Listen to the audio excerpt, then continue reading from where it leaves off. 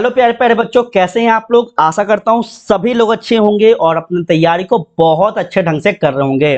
तो बच्चे, उम्मीद करते हैं कि आप सभी लोग कहीं ना कहीं अपने बोर्ड एग्जाम को लेकर सीरियस होंगे और बहुत अच्छे ढंग से तैयारी भी कर रहे होंगे। बच्चों, आप सभी को बता दें, चाहे आप बिहार बोर्ड से एग्जाम देने वाले हो, यूपी बोर्ड से देने वाले हैं, झारखंड बोर्ड से देने वाले हैं, या फिर आप सीबीएसई बोर्ड से एग्जाम देने वाले हैं, आप सभी के लिए यहाँ पे बिल्कुल फ्री और बहुत बढ़िया ढंग से क्लासेस चलाए जा रहे हैं।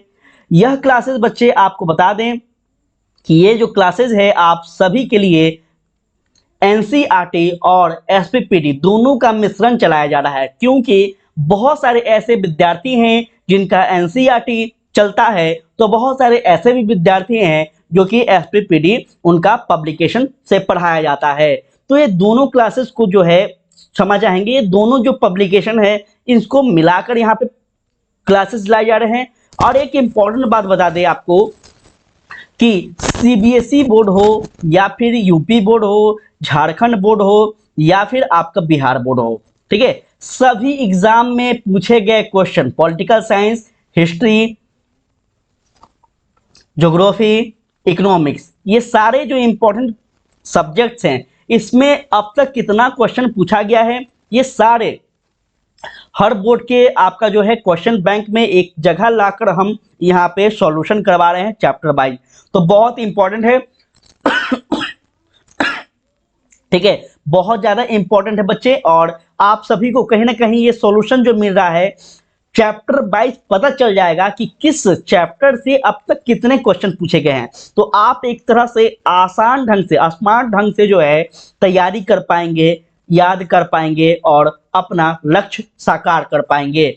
तो चलिए, उम्मीद करते हैं कि आप सभी को ये सेशन अच्छा लगेगा, और अच्छा लगेगा तो प्लीज चैनल को सब्सक्राइब कीजिएगा, आगे भी अपने फ्रेंड सर्किल तक जरूर पहुंचाइएगा और अपना फीडबैक जरूर कमेंट में दीजिएगा कि कैसा रहा आप मेरा समझाने का तरीका, ठीक है। चलिए ध्यान दीजिएगा बच्चे, यहाँ पे हम बात कर रहे थे चैप्टर नंबर 1 अर्थात शीत युद्ध का दौर क्या था। शीत युद्ध का दौर के अंतर्गत हम यह भी बात किए थे कि शीत युद्ध क्या था, किस कारण से शीत युद्ध लाए गए थे, और सबसे महत्वपूर्ण बात आपको बता दें कि इसमें जो भी क्वेश्चन पूछे गए हैं उन क्वेश्चन पे भी डिस्कशन किए थे। जैसे आप यहाँ पे देख रहे हैं क्वेश्चन नंबर 1 हम कल आपको बहुत विस्तारित ढंग से समझाए थे, क्यों हुआ था, कैसे हुआ था, कैसे क्वेश्चन को लिखना, आंसर को लिखना चाहिए, सारे बातें, ठीक है। उसके बाद हम प्रश्न नंबर 2 भी किए थे, प्रश्न नंबर 3 भी किए थे। आज हम प्रश्न नंबर 4 करेंगे। इससे पहले जो भी विद्यार्थी नहीं देखे हैं प्लीज आपसे रिक्वेस्ट है कि आप पिछले क्लास को भी जरूर देखें।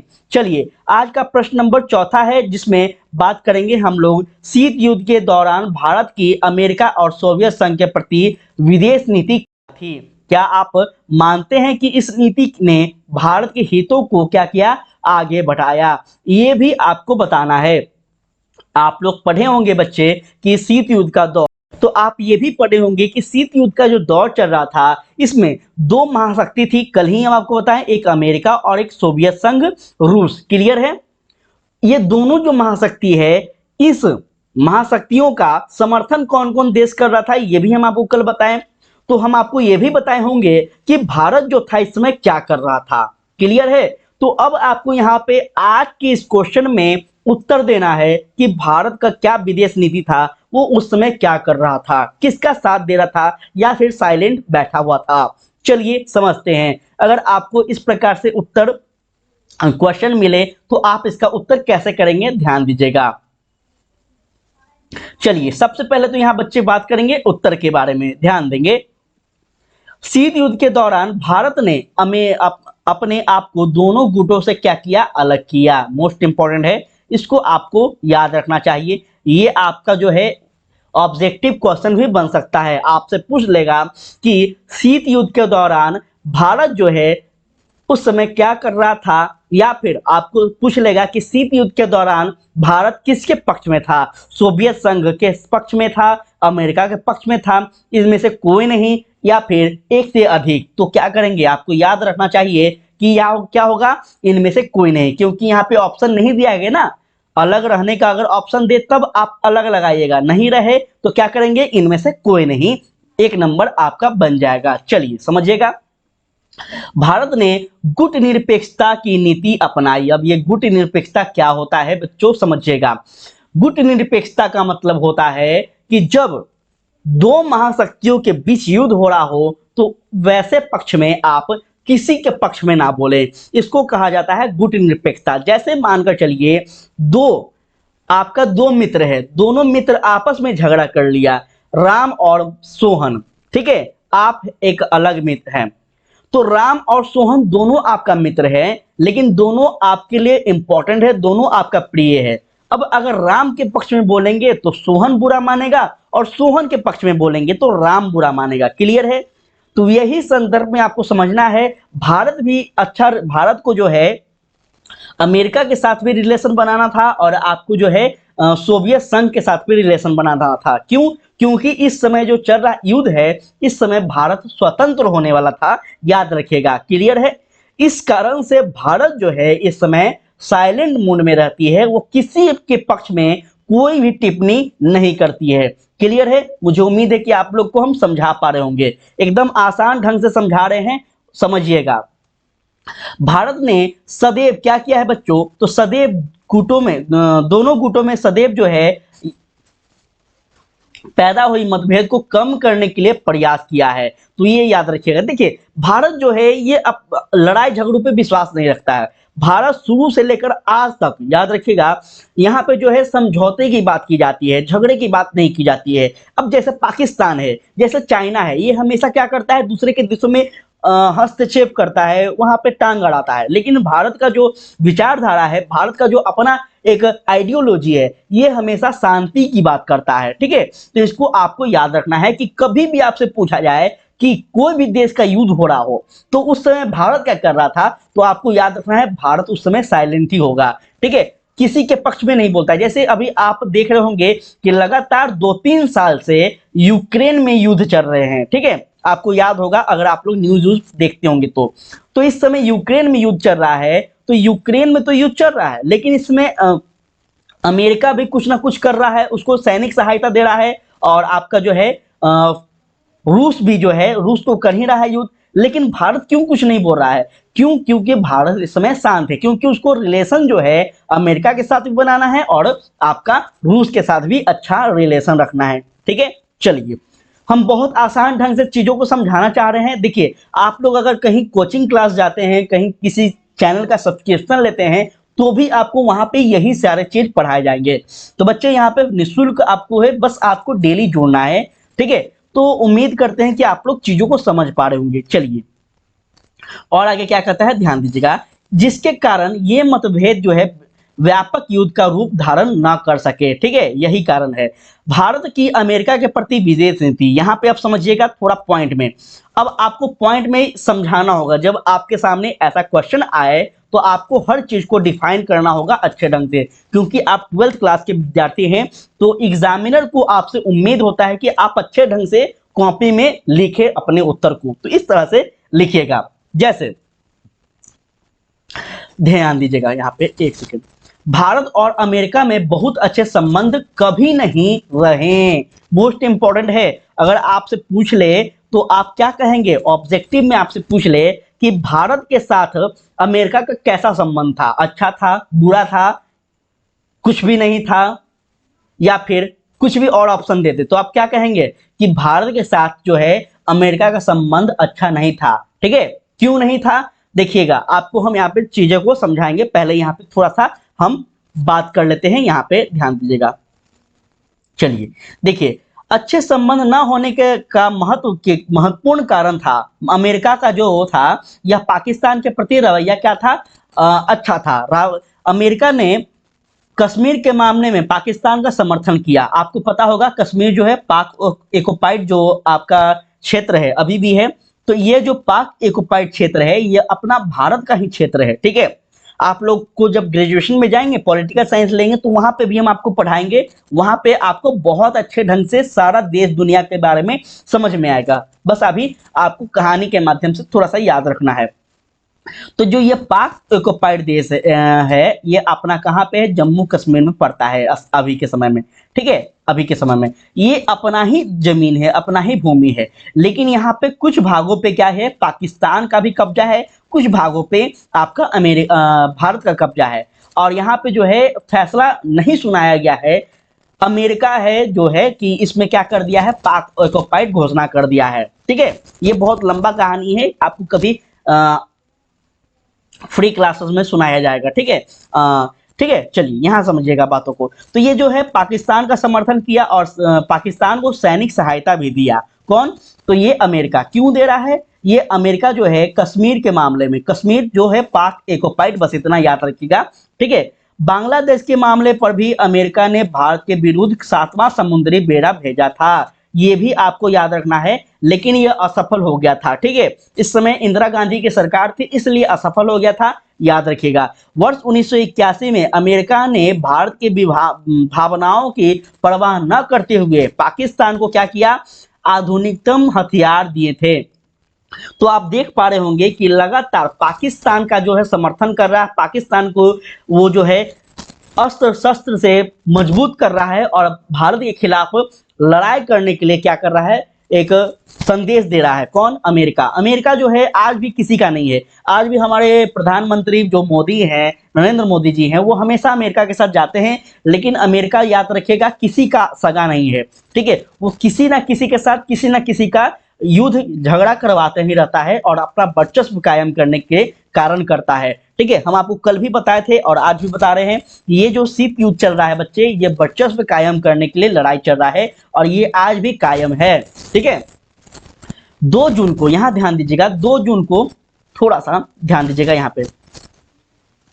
2 जून वर्ष 1985 में प्रधानमंत्री राजीव गांधी अमेरिका गए, तो संबंध थोड़ा सा क्या हुआ, मधुर हुआ। जब वहां से लोग आने जाने लगे, जब यहाँ के प्रधानमंत्री वहां जाने लगे, वहां के प्रधानमंत्री यहाँ आने लगे, तो थोड़ा सा मधुर क्या हुआ, संबंध हुआ। जनवरी वर्ष 1989 में जॉर्ज बुश अमेरिका के राष्ट्रपति बने, परंतु उनकी नीतियों में कोई परिवर्तन नहीं आया और प्रधानमंत्री नरसिम्हा राव ने अमेरिका के साथ अच्छा संबंध करने का जो है प्रयास किया, लेकिन ऐसा सक्षम नहीं हो पाया ज्यादा हद तक। ठीक है, चलिए और क्या है अपने को समझना, ध्यान दीजिएगा।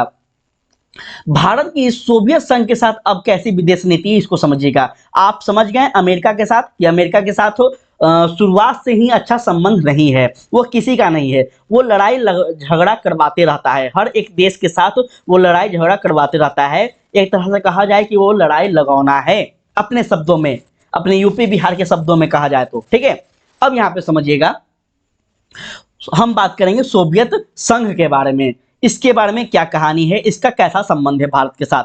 भारत के सोवियत संघ के साथ शुरुआत में तनावपूर्ण संबंध रहे, परंतु जैसे जैसे भारत की गुट निरपेक्षता की नीति स्पष्ट होती गई, वैसे वैसे दोनों देश एक दूसरे के क्या हो गए, समीप आते गए। महत्वपूर्ण है, याद रखेगा। ठीक है, 1960 के बाद भारत और सोवियत संघ के अच्छे संबंध रहे। कब? 1960 के बाद। 9 अगस्त 1971 को भारत और सोवियत संघ के बीच शांति, मैत्री, याद रखिएगा, और सहयोग की संधि हुई। तो आपसे पूछ लेगा बच्चे कि 1971 में सोवियत संघ और भारत के बीच कैसा संधि हुआ था, तो आपको नाम याद रखना है। वह संधि का नाम क्या है? शांति, मैत्री, सहयोग संधि। ठीक है, एमसीक्यू में यहां से क्वेश्चन बनेगा, शांति, मैत्री, सहयोग संधि किसके बीच हुआ था? तो ये आपको सोवियत संघ और भारत के बीच कब हुआ, तो आपको डेट भी याद रखना है, 9 अगस्त वर्ष 1971 को। देखिए इतना डिटेल में पढ़ाया जा रहा है आपको और चीजों को बताया भी जा रहा है कि कौन सी चीज आपके लिए इंपॉर्टेंट है, कब आपके एग्जाम में कैसे पूछा जाएगा। ठीक है, दोनों देशों के नेता एक दूसरे के देश में क्या करते थे, यात्रा करते थे, और जिससे दोनों के क्या हो गए, जो संबंध थे वो मधुर होते गए। दोनों देश के बीच आर्थिक, सांस्कृतिक, वैज्ञानिक संबंध भी जो है इसको बढ़ाने का पर समझौता हुआ और 9 अगस्त वर्ष 1991 को 20 वर्षीय संधि जो कि 15 वर्षों के लिए बढ़ा दिया गया है। तो ये भी आपको याद रखना है, ये जो संधि हो रहा है ना, मैत्री, शांति, मैत्री, सहयोग संधि जो हो रहा है, इस संधि को और आगे बढ़ा दिया गया 20 वर्ष जो है 15 वर्षों के लिए, ठीक है। तो ये आपको याद रखना चाहिए, बहुत इंपॉर्टेंट है। आपसे पूछ लिया जाएगा कि शांति मैत्री सहयोग संधि जो है इसको कितने वर्षों के लिए बढ़ा दिया गया था, तो आपको याद रखना है 15 वर्षों के लिए। कब? वर्ष 1991 में। क्लियर है? चलिए, परंतु वर्ष 1991 में सोवियत संघ का बड़ी तेजी विखंडन हो गई है, और इस कारण से जो हम आगे बात करें तो इस प्रकार से जो है विखंडन हो गए, और इस प्रकार से जो है आपका यह प्रश्न जो है समाप्त होता है। मुझे उम्मीद है कि आप सभी को चीजें समझ में आया होगा। देखिए, यहाँ पे ज्यादा हम लोग को व्याख्या नहीं करना था, इसलिए हम ज्यादा यहाँ पे लेकर नहीं आए। बस आपको बताना था कि भारत का जो है यह शीत युद्ध के दौरान क्या कर रहा था। तो आपको पता चल गया कि भारत जो है इस समय साइलेंट मोड में था। और दूसरा पॉइंट आपको ये बताना है कि भारत के जो है अमेरिका के साथ कैसा विदेश नीति था, और सोवियत संघ के साथ कैसा रिश्ता था, रिलेशन था। ठीक है, इतना ही आपको बताना है, ज्यादा आपको यहाँ कहानी नहीं लिखना है।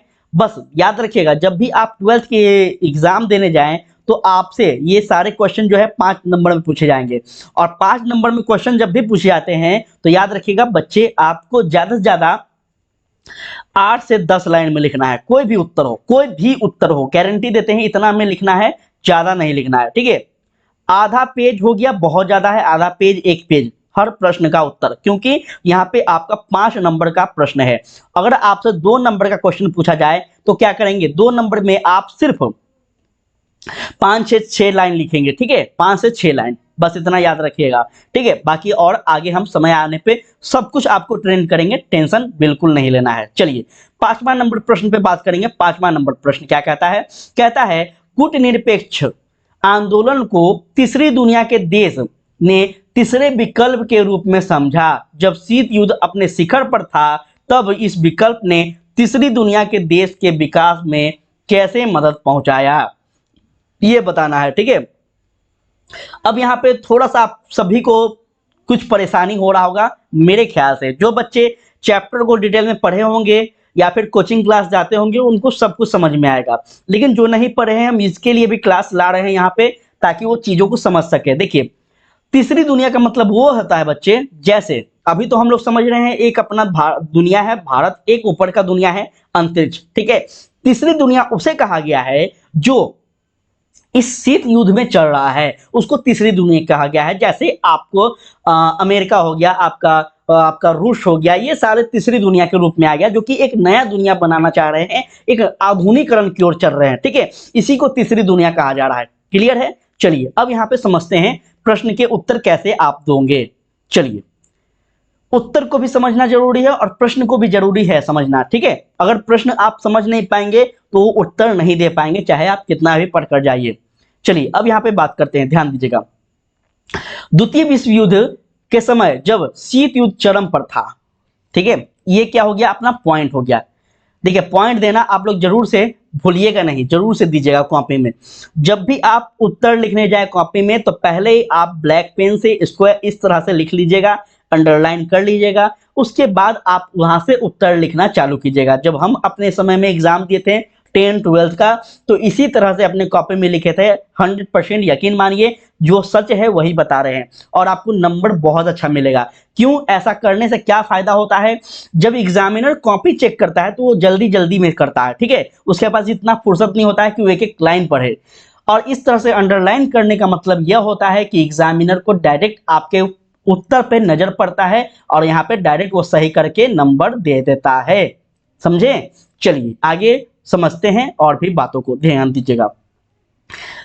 सीमा पर था जब विश्व में एक धारण में जन्म लिया, यह यहाँ पे समझिएगा थोड़ा सा, उसके बाद कहानी समझाएंगे। पहले हम इसको पढ़ लेते हैं, जिसे गुट निरपेक्षता आंदोलन के नाम से जाना जाता है। गुट निरपेक्षता आंदोलन से अभिप्राय है कि किसी भी गुट में शामिल ना हो, गुट निरपेक्षता कहलाता है। अभी थोड़ा देर पहले ही आपको बताया है कि गुट निरपेक्षता क्या होता है। गुट निरपेक्षता का मतलब होता है साइलेंट मोड में रहना, किसी के पक्ष में नहीं बोलना। ठीक है, तुम्हारे पक्ष में भी नहीं बोलेंगे और तुम्हारे पक्ष में भी नहीं बोलेंगे।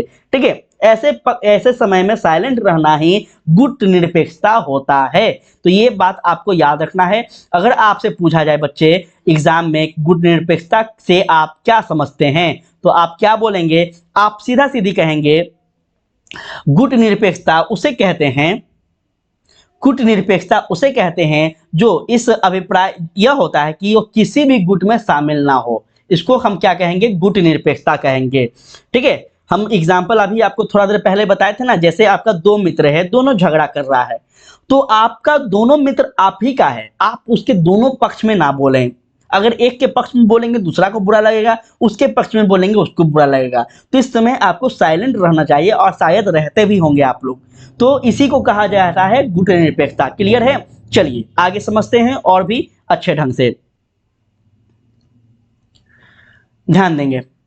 कूटनिरपेक्ष आंदोलन में अधिकांश विकासशील एवं नव स्वतंत्र देश भी शामिल थे, और इन देशों में जो है ने गुटनिरपेक्ष आंदोलन का विकल्प इसलिए चुना क्योंकि वे अपने अपने देश का क्या है, स्वतंत्रता पूर्व राजनीति, सामाजिक आर्थिक विकास करना चाहते थे। मोस्ट इंपॉर्टेंट ये लाइन है, इसको भी आप लोग हो सके तो अंडरलाइन कीजिएगा। देखिए मेरा जितना भी क्वेश्चन का आपका पीडीएफ होगा, ये सभी अपने आप में नोट्स है। ठीक है, ये सभी अपने आप में नोट्स है, क्योंकि हम आपको चैप्टर वाइज सारा सब्जेक्ट का क्वेश्चन करवा रहे हैं, तो ये अपने आप में एक तरह का आपका नोट्स हो गया, और ये सारा आपको निःशुल्क टेलीग्राम पे हम दे भी रहे हैं, जिसका लिंक आपको डिस्क्रिप्शन में भी और चैट बॉक्स में मिल जाएगा। ठीक है, तो ये आप लोग जरूर से लीजिएगा। आप लोग डेली पढ़ेंगे तो आपका सारा का सारा subject wise question answer mind में होगा, और उसके बाद आपको लास्ट समय में प्रेशर नहीं होगा। चलिए अब यहाँ पे समझिएगा, देखिए अब अपना ये जो कहानी बता रहा है, ये जो लाइन है, ये किसके बारे में सीधा सीधे इशारा कर रहा है बच्चे, तो ये अपना भारत के बारे में। किसके बारे में? भारत के बारे में। क्यों? क्योंकि इस समय जो ये जो शीत युद्ध हो रहा है, शीत युद्ध के कब हुआ था, तो 1945 के जो आपका world war, second world war समाप्त होता है, इसके बाद ही ना शीत युद्ध चालू होता है, इसके बाद ही होता है ना। तो इसके बाद क्योंकि अपना जो भारत है कब आजाद हुआ, वर्ष 1947 में। क्लियर है? तो कुछ ही समय का यहाँ पे अंतराल है, तो भारत लगभग लगभग आजाद होने वाला है, और आगे हो भी गया है। ठीक है, तो इस समय जो भारत स्वतंत्र होने वाला है, इस कारण से वो अपना सामाजिक, आर्थिक, राजनीतिक जो है इसको बेहतर बनाने के लिए क्या कर रहा है, वो किसी भी युद्ध में, किसी भी झगड़ा झंझट में नहीं पड़ना चाहता है, और अपने विकास का बात करता है, अपने विकास के बारे में सोच रहा है। क्लियर है? तो याद रखिएगा, यदि वह किसी गुट में शामिल हो जाए तो वे अपने देश का स्वतंत्रता विकास नहीं कर सकते। ठीक है, परंतु गुट निरपेक्षता आंदोलन का सदस्य बनकर उन्हें दोनों गुटों से आर्थिक मदद स्वीकार करके अपने देश के विकास को आगे बढ़ाना चाहिए। यदि एक गुट किसी विकासशील या फिर नव स्वतंत्रता प्राप्त देशों को दबाने का प्रयास करता है, तो दूसरा गुट उसकी रक्षा करेगा।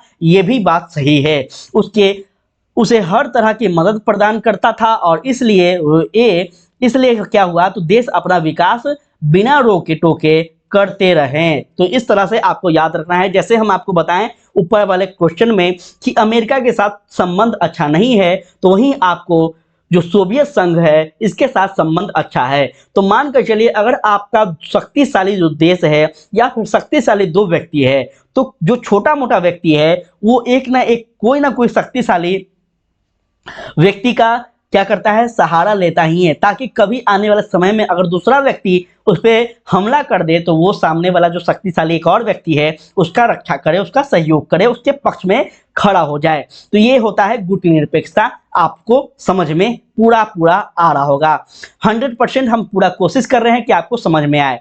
कैसा रहा क्लास, कैसा चीजें समझ में आ रहा है कि नहीं, आप लोग जरूर से बताएंगे। ठीक है, क्लास छोड़कर नहीं जाना है, आप लोगों को चीजें बहुत कोशिश करना है कि बताकर नहीं जाएं। अब इस नया क्लास है, शुरू स्टार्टिंग है ये बैच, आप लोग अपना फीडबैक देंगे तो लगातार आपका जो है क्लास आता रहेगा। चलिए प्रश्न नंबर आगे हम बात करेंगे, 6ठा नंबर कहता है गुट निरपेक्ष आंदोलन अब अप्रासंगिक हो गया। आप इस कथन के बारे में क्या सोचते हैं? अपने उत्तर के समर्थन में प्रस्तुत करें, तर्क प्रस्तुत करें। ये प्रश्न भी पूछा गया है। ठीक है, ये प्रश्न पूछा गया है तो बहुत इंपॉर्टेंट है, इसको वेरी वेरी इंपॉर्टेंट मानकर चलिएगा, क्योंकि ये क्वेश्चन कई बार दोहराया गया है। ठीक है, कई बार दोहराया गया प्रश्न है तो इसको इंपॉर्टेंट मानकर चलना है। और बच्चे आपको तर्क देना है। तर्क का मतलब है कि आपको बताना है, लॉजिक तर्क देना है कि आप इसके बारे में क्या आपके मन में है, क्या आप इस के समर्थन में है या फिर नहीं है। ठीक ठीक है, चलिए समझते हैं थोड़ा सा डिटेल में इसको, ध्यान दीजिएगा। उत्तर है आपके सामने, गुटनिरपेक्ष आंदोलन जो कि 1961 में 9 स्वतंत्र राष्ट्रों को महाशक्ति के प्रभाव से बचाने के लिए आरंभ हुआ। ठीक है, ये जो आपका गुटनिरपेक्ष है, ये गुटनिरपेक्ष का सूत्रधार कौन है अगर आपसे पूछा जाए तो ये भी आपको याद रखना है। इसका सूत्रधार जो है ये आपका कौन है बच्चों, तो ये आपका कौन है, तो भारत है। ठीक है, इसको लिख लीजिएगा, बहुत इंपॉर्टेंट है। ये सारे जो है आपको एमसीक्यू में फायदा मिलेगा। ठीक है, अगर आपसे पूछ लिया जाए कि गुटनिरपेक्ष आंदोलन या फिर गुटनिरपेक्ष जो नीति है इसका सूत्रपात कहाँ से शुरू हुआ था, किस देश के द्वारा प्रारंभ किया गया था, तो ये सबसे पहले आपको याद रखना है भारत के द्वारा किया गया था। बहुत बहुत मोस्ट इंपॉर्टेंट ये बात है, आपको याद रखना चाहिए। ठीक है, चलिए और आगे समझते हैं क्या है अपना महत्वपूर्ण पॉइंट। चलिए ध्यान दीजिएगा, इस आंदोलन का जो उद्देश्य है, इस आंदोलन का उद्देश्य शक्ति गुटों के से दूर रहकर अपने देश की पहचान एवं अस्तित्व बनाए रखना है। ठीक है, तो आपको पता चल गया होगा, अभी तक हम उतना देर से आपको यही बता रहे हैं कि गुटनिरपेक्ष का मतलब क्या होता है, तो आपको भली भांति पता चल गया होगा कि गुटनिरपेक्ष का मतलब यह होता है कि अपना कोई भी जो देश है वो स्वतंत्र होने वाला है तो वो अपना पहचान बनाना चाहता है। इस समय ना उसका पक्ष लेगा ना उसका पक्ष लेगा, दोनों में से किसी का पक्ष नहीं लेना है, साइलेंट रहना है, क्योंकि अपना खुद का वर्चस्व कायम करना है। अगर हम किसी के पक्ष में चले जाएंगे फिर हम उसका गुलाम बन जाएंगे। ठीक है, तो भारत क्या किया, भारत ऑलरेडी पहले से अंग्रेजों का गुलाम था। ठीक है, तो ये इसलिए नहीं किया, यह ना ही अमेरिका का पक्ष ले रहा है और ना ही सोवियत संघ का पक्ष ले रहा है। वो क्यों, क्योंकि ये भारत जो है स्वतंत्र राज्य बनना चाहता था, स्वतंत्र देश बनना चाहता था, फिर से गुलाम नहीं बनना चाहता था। क्लियर है। गुटनिरपेक्ष आंदोलन का आरंभ जो है शीत युद्ध के काल में ही हुआ। वर्तमान समय में शक्ति गुट समाप्त हो चुका है और अमेरिका ही एक महाशक्ति देश रह गया है। तो ये भी आपको याद रखना होगा। क्यों, आपको बता दें कि वर्ष 1991 में क्या हो गया, लेनिन का जो है मृत्यु हो जाता है कुछ दिन पहले, कुछ वर्ष पहले। उसके बाद वर्ष 1991 में जो है शीत युद्ध समाप्त हो जाता है, क्योंकि सोवियत संघ जो रूस है इसका विखंडन हो जाता है। इसमें बहुत सारे लोग जो हैं ये पूंजीवादी को भी मानने लगते हैं, तो कुछ अलग अलग लोग इसमें घुस जाते हैं इस देश में, और कुछ यहीं के लोग जो हैं वो दूसरे दुश्मनों के साथ मिल जाते हैं, जिस कारण से इसका विखंडन हो गया था। क्लियर है, इतना याद रखिएगा। जिस कारण से इस समय आपको देखने को मिलता है कि अमेरिका जो है यह महाशक्तिशाली देश बन जाता है। संसार एक ध्रुवीय हो चुका है।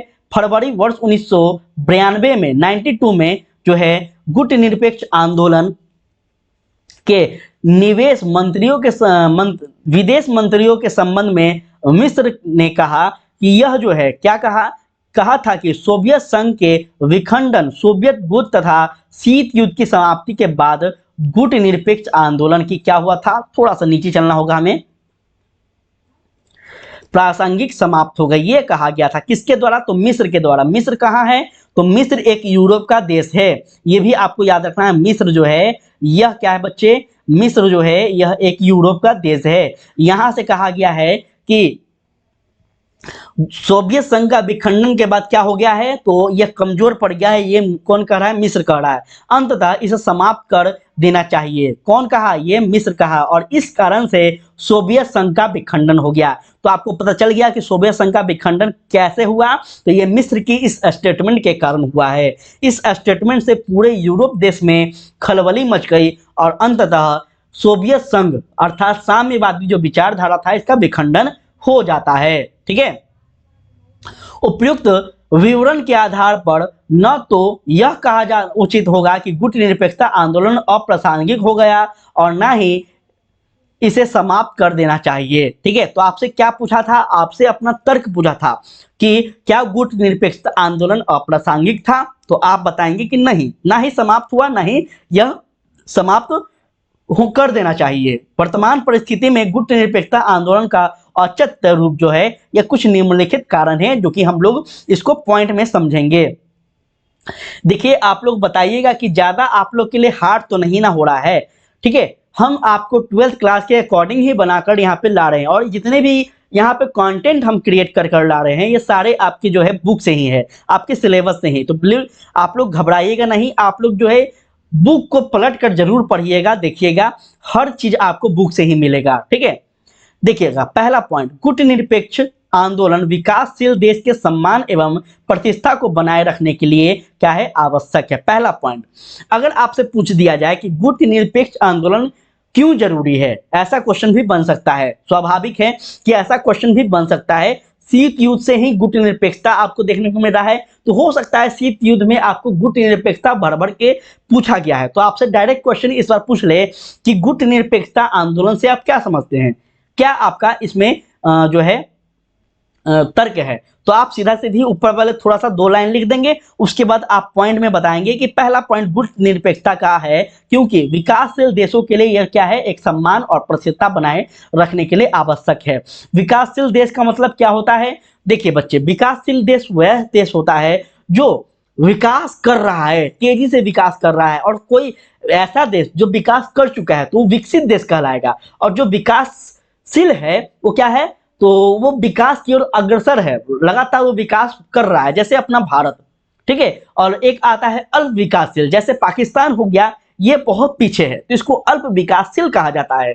ये सारे के सारे जो आप पॉइंट पढ़ेंगे ये आपको इकोनॉमिक्स में पढ़ने को मिलेगा, क्लियर है। चलिए आगे बढ़ते हैं, ध्यान दीजिएगा पॉइंट नंबर 2, निशस्त्रीकरण। निशस्त्रीकरण विश्व शांति। निशस्त्रीकरण का मतलब होता है कि बिना अस्त्र शस्त्र के विश्व शांति एवं मानव अधिकारों की सुरक्षा की बात की जाए, ठीक है। इसके बारे में भी जो है ये भारत ही किया था, ये भी आपको याद रखना है। नई अंतर्राष्ट्रीय अर्थव्यवस्था की स्थापना के लिए गुटनिरपेक्षता आंदोलन भी आवश्यक है, और संयुक्त राष्ट्र संघ को अमेरिका के प्रभुत्व से मुक्त करवाने के लिए भी इसका औचित्य जरूरी है। आपको बता दें कि यूएनओ क्या है, संयुक्त राष्ट्र संघ है, और इसमें जो है आपका लगभग 4 देश जो है जिसका वर्चस्व अभी वर्तमान में हम आपको बता रहे हैं कायम है, जिसमें आपका अमेरिका है, आपका ब्रिटेन है, आपका फ्रांस है, ये कुछ, और एक आपका शायद रूस है, ठीक है। ये 4 जो देश हैं इसका वर्चस्व बहुत ज्यादा है, ठीक है। तो इन सारे देशों का जो है वर्चस्व हटाने के लिए, और छोटे मोटे जो भी देश हैं जो विकासशील हैं उसका भी वर्चस्व वहां कायम करने के लिए, वहां भी उनका सुनने के लिए यह जरूरी है गुटनिरपेक्षता। और 5वां पॉइंट है आपका है यहाँ पे जो है 5वां, अशिक्षा, बेरोजगारी, आर्थिक असमानता जैसी समस्याओं के मसूल नाश क्या करना है, इसको समाप्त करना है। गुटनिरपेक्षता आंदोलन का लोकतांत्रिक स्वरूप इसकी सार्थकता को प्रकट करना है, और साथ ही साथ बच्चे आपको जो है अंतिम यहाँ पे पॉइंट है इसका कि गुटनिरपेक्षता जो है यह देशों का आज भी इस जो है आंदोलन के सिद्धांत में विश्वास एवं इसके प्रति निष्ठा और महत्व बनाए रखता है। यह कहना कि वर्तमान एक ध्रुवीय विश्व में गुटनिरपेक्षता आंदोलन अप्रासंगिक हो गया है, इसे समाप्त कर देना चाहिए, यह गलत होगा, ठीक है। आज भी अगर हम बात कर ले अपना भारत देश के बारे में तो ये गुटनिरपेक्षता पे ही भरोसा करता है, ठीक है। तो इस प्रकार से बच्चे आपका पूरा शीत युद्ध का जो दौर है, और इस शीत युद्ध के दौर में जितने भी क्वेश्चन आगे पूछे गए हैं और आगे बनने की संभावना था, हम पूरा कोशिश किए हैं कि आपको समझा पाए, बता पाए, ठीक है। और कैसा लगा क्लास आप सब लोग जरूर जरूर जरूर बताइएगा, ठीक है। ये क्लास आपको डेली मिलने वाला है। अभी शुरुआत में हम आपको हिस्ट्री का क्लास ले चुके हैं, कम से कम 10 से 12 क्लास आपका हिस्ट्री का कवर करवाया गया है, वो भी डिटेल में, तो उसको भी जरूर आप लोग देखें। और साथ में पॉलिटी करवाया जा रहा है, इसके बाद हम ज्योग्राफी और इकोनॉमिक्स भी करवाएंगे, ठीक है। तो आज के लिए इतना ही। पीडीएफ आप लोग टेलीग्राम पे ले लेंगे, लिंक आपको डिस्क्रिप्शन और चैट बॉक्स में मिल जाएगा। तो आज के लिए इतना ही बच्चे, आप लोग सब्सक्राइब जरूर कीजिएगा, और कोई भी दिक्कत हो, कोई भी गलती हुआ हो, कोई भी बदलाव चाहिए तो आप लोग कमेंट कीजिएगा, ठीक है। तब तक के लिए जय हिंद, जय भारत।